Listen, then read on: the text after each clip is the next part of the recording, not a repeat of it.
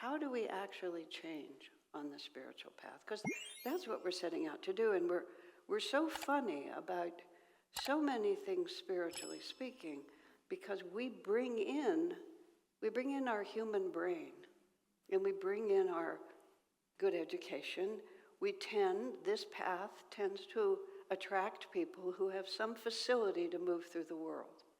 It tends to attract people who are not on the sort of the bottom fringe trying to make their way, just establish themselves even a little bit, meaningful work, a stable home.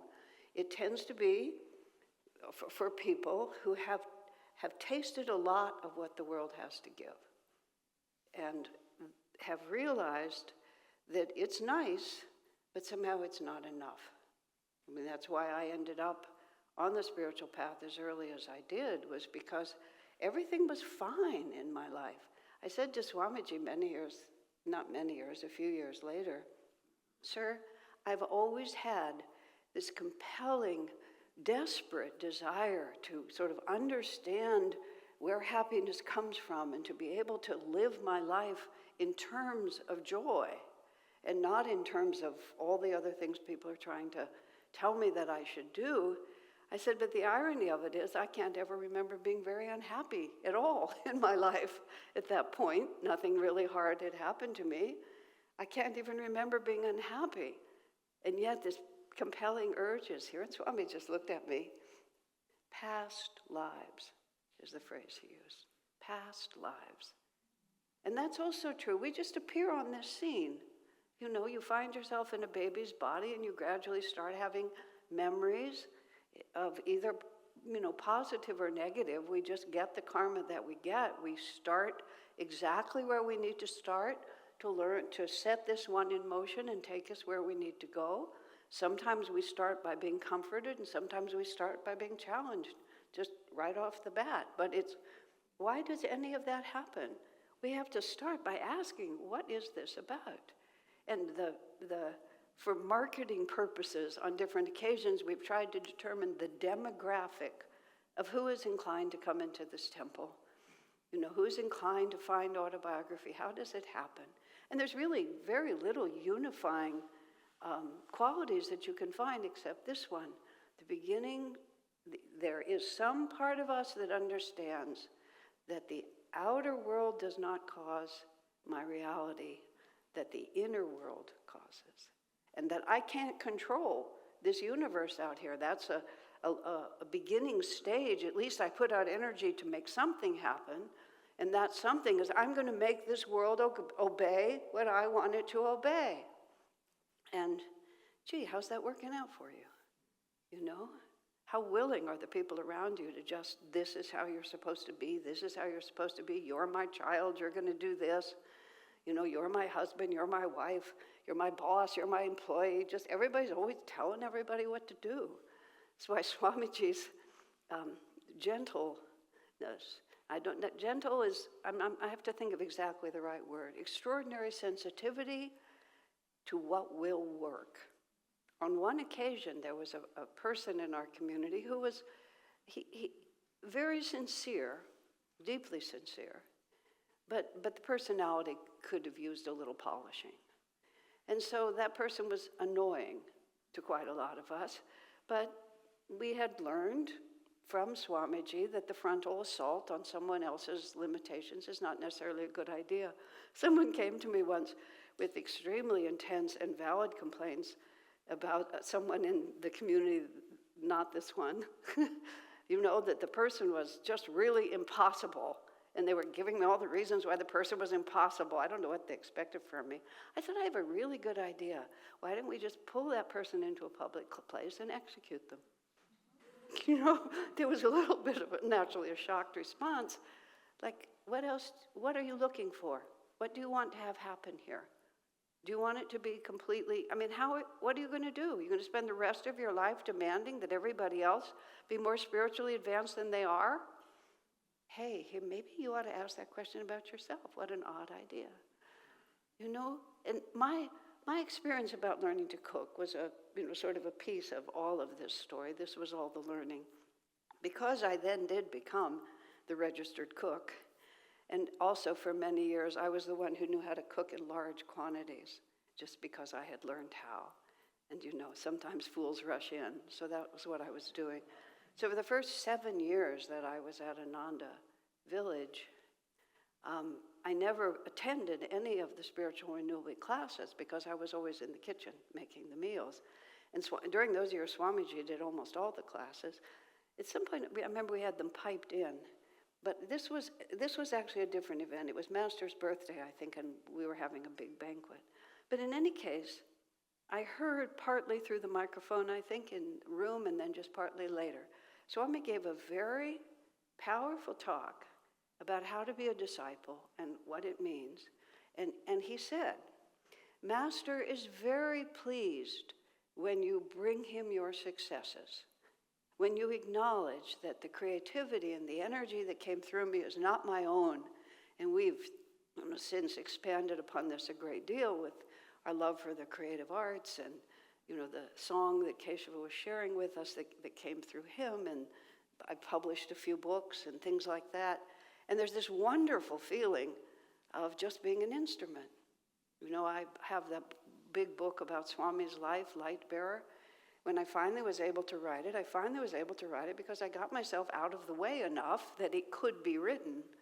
And I didn't channel it in a trance, but to a very real extent, I just typed it because it was just there to come through. So it's very easy to carry that over and put it on the altar and feel this is yours. And so Swami is saying all this to us. He said, but Master is much more pleased when you bring him your failures. He didn't just say pleased, more pleased when you bring him your failures. And now, probably 50 years later, I'm beginning to understand what he means. At the time, it was, for many of us, because we all talked about it, it just was like we didn't have any idea how to actually do that. And this wonderful verse from the Bhagavad Gita, which was read today, which is Edwin Arnold's poetic translation of it. And he goes through, if you do this if you can, and if you can't, try this, and if this doesn't work, try this, and hey, if that's still too hard, then try this one. And it just goes through all these different ways, and each one says, and you will find me, you will find me. But even if in this thy faint heart fails thee, then bring your failure. See, we think this personality, we think this is who we are. My brother was the debate champion. I talk like this, I do that. I was a health food fanatic. Every one of you has a huge story. Every person, I see somebody randomly walking down the sidewalk there. They're nobody to the people in this room, but to himself, his whole story, his gigantic story. And he only remembers the baby to where they are right now, but all of this, countless lifetimes, has happened behind. Master said he remembered all the way down to being a diamond. I mean, a diamond. Now a self-realized master was at one point a diamond. And I've noticed that gemstones have personalities, but my goodness. And you just think what is this story? So we have all that complexity in our minds. We have all that complexity in our chakras. And when Swami said to me, well, your drive for happiness is, yes, you haven't suffered in this life, but you've had so many past life experiences. Just look around if you don't remember any traumas of your own, just look around. Just read the newspaper. No, don't read the newspaper. But we all know just unbelievable things happen day after day, after day after day. We're carrying all of that. We're carrying all of that. So we then think, oh, okay, now I'm going to love God. That's what I'm going to do. We come to this. That's why you're sitting in here. So then we try to do it. And we try as hard as we can to do it. And we think that God is up there waiting for us to get good enough to be accepted. Like getting into Yale University is like child's play compared to getting perfection in the divine. And we just keep trying. And what we've done is we've taken the whole same separate, what's wrong with me, I have to do it, it's all up to me. And then we've just applied it to the spiritual path. We're not listening. We're not listening. Unconditional love. Just think about that. And it doesn't say unconditional love when you get to this particular point. But we think we have to bring, because that's what this world is like. I mean, if you're fortunate enough to have people who really love and accept you, then you know a little bit. But still, even the closest people to us, how many of you have had that experience? Even the closest people, it's, we're still each of ourselves. We're all whirling like this. But the capacity to realize that I don't have to earn it. I'm not being measured. I'm not being judged. This is what I want. But just because we want it does not mean that we're already able to express it. And in Master's translation of this verse, it actually doesn't say failure, which I'm very disappointed because I love this verse. I've remembered this from 1966 when I first read this book. The Gita, Edwin Arnold's Gita. If in this thy faint heart fail, you bring me your failure. Just the poetry of it is so magnificent. But Master says, bring me your intention. Isn't that? Which means it's not whether you succeed, it's that merely that you wish to try. And when we start deciding we want to do something, think how much space there is, because we have all these vrittis in our chakras that have been doing something else for a long time. Fame, money, success, sexuality, drugs, drinking, carousing, terrible music, whatever it is. A big piece of us is over here and the other piece of us wants this to be true. And we're so sure that the guru lies, that God's acceptance lies when we get rid of all of that. And so we hide it. And this is Swami. He wants to help you. He wants to tell you. He wants to get us past. This is what I witnessed, and it's as true now as it ever was. But first he has to see if we're open. I could take that burden from you, but first you have to offer it to me. And as long as you're gripping it, I'm not going to rip it out of your hands. You have free will. And more than that, if I take it from you while you still want it, you'll still want it. And then what it'll be? It'll just be this chaotic suppression, guilt, shame, coming and going sort of story. But if we say, well, we really messed up again, Lord, here it is. Just in the same way as, oh, look, I wrote this wonderful book. I wrote this beautiful song. Look at this picture I painted. Look at this nice meal I fixed. If it's our success, we're just ready to show it. But if it's our success and we already feel God's power in the joy of doing it, that's not the learning edge for us. The learning edge is, you made me this way. It's your problem. And that's a good joke, but it's also true. It really is your problem. I started earlier talking about the gentleman in our community. It was difficult for us, and Swami said one day finally, I need to speak to him. And from the peanut gallery, yes, Swami's going to speak to him. And I watched, because it was my job to watch. 10 years I watched Swami test it to see if it was being offered yet, then backed up. After 10 years, Swami finally spoke strongly to that person. Because what good would it do? He couldn't rip it out of their hands. It had to be offered. So if we really want to change, don't worry about what you're doing wrong. Just worry that you become fearless in front of God. And after your worst day, just gather it up and put it on the altar. And I still hear, because I can hear Swami's voice, Master is pleased when you bring him your successes, but he's much more pleased when you give him your failures. because that is the place. Okay. Perfect love casts out all fear. St. John in the Bible. Perfect love. So we think we love God, we think we're here, but we're still afraid, aren't we? I love you, but I know that if you actually knew this about me, then it would all be over. I don't know what you think God's going to do with you. What? He can't get rid of you.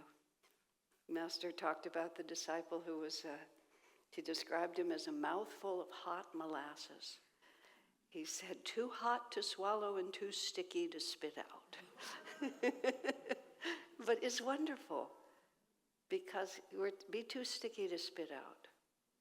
And it's helped me, because I've had to fight this a lot. I tried so hard. Perfection is script for self-defeat. It was an article in a magazine. I've never forgotten the title. Just make sure that you set the standard beyond what you can reach so that you can always fail. Sounds really stupid, doesn't it? But that's what we do, isn't it? We expect, now that I want God, that all the other things I've wanted, I now have to be ashamed of them. But there's even one more part of it. You would not be standing here without those experiences. And every time you re-enter those experiences, whatever they might be, however you may think that it matters to God, it's just, you're not finished. That's where Master uses the word intention. He doesn't use the word failure. It's no failure. I'm just, this is how I'm getting to the other side of this karma. Apparently, I still think it's better than not. Big deal. Like, in the great scheme of things, really, who cares? I mean, we're just not that important. Also, I remember last Seva. Seva did something. Seva and Jyotish were Swami's left and right hand, is how we used to think about it. She went to the astral world a few years ago. She said, she was 86 at that point, she said, I don't feel well. And then they called, she was just fine. She was living her life. She says, I don't feel well. And her friend then called Dr. Peter, who's the long-term physician who lived across the courtyard from where she lived. She saw Peter come in the door. Her heart stopped and she fell. I know her well. Seva said, oh, goodness, Peter's here. This is going to be a mess. We better finish. And she was just gone. Peter said he did CPR on her, tried to revive her. I said to Peter afterwards, Peter, I could see Seva going, Peter, I'm not coming back. And he said, I could feel her too, but I thought I should give her a chance. Like that. But I mean, that's what you want to do. So where was I about all of this? Let me just think for a second. I lost the thread. Oh, yes. I always thought that this one would get itself organized and be really good. And I realized that this one just doesn't make any difference at all. It's just the complete surrender of this is my identity. Oh, yeah, she's still thinking that those are good things to do, or the vrittis are so strong she gets pulled into them. But this is not who I am anymore. I'm just running. This is the end of the. You pull the plug. You remember the turntables where the record would turn. You'd pull the plug and it would just spin for a little bit longer. You turn off your air conditioner and it spins. The fan runs for just a little bit longer. Blah, blah, blah, blah, blah, blah.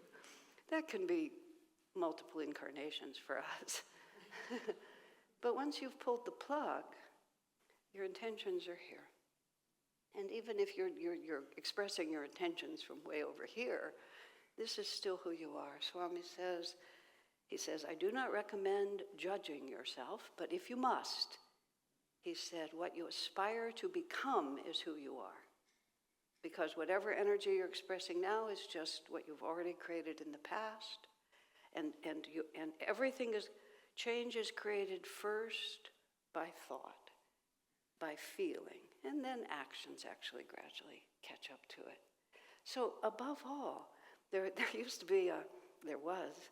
a big billboard. I don't know if it still is. It was on the underpass somewhere on the way to San Francisco. And it was, I can't remember the name, but he was one of the popular Indian gurus at that time. Mayor Baba. that was his name, not that it matters. That was an exercise for an old lady. I remembered his name. Big poster, wonderful saying, don't worry, be happy. And every time I would see that, I would think, wow, don't worry, be happy. God loves us. He doesn't care. Doesn't matter how long you have to run the story. If every time you, by your own definition, you have failed because you intended something else, just gather it up and wrap it up and say, here it is, Master, special for you. Because you see what you're giving him? You're giving him your heart. I am not afraid.